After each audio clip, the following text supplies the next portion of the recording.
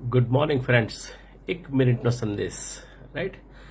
પુનર્નિયમનો પુસ્તક એનો છેલ્લો અધ્યાય એટલે 34મો અધ્યાય તમે ધ્યાનથી વાંચો તો આપણને ત્યાં ગાડી ખ્યાલ આવે છે, રાઈટ, કે મૂસા મરણ પામે છે. 34મો અધ્યાય અને 7મી કલમની અંદર મૂસા મરણ પામ્યો ત્યારે તે 120 વર્ષનો હતો અને એની આંખો ઝાંખી પડી નહોતી અને એના અંગનું કવચ ઘટ્યું નહોતું.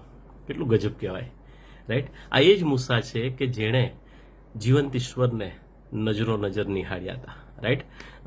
અને એટલે જ્યારે જ્યારે એ સિનાઈ પહાડ પર ઈશ્વરને મળવાને માટે જતો હતો અને પછી નીચે આવતો હતો તો લોકો એનું મોં જોઈ નહોતા શકતા, કારણ કે એનું મોં એટલું બધું પ્રજ્વલિત પ્રકાશિત હતું કે લોકો એનું મોં નહોતા જોઈ શકતા. ને એટલે મૂસા આગળ એ કપડું ઢાંકતો હતો, રાઈટ.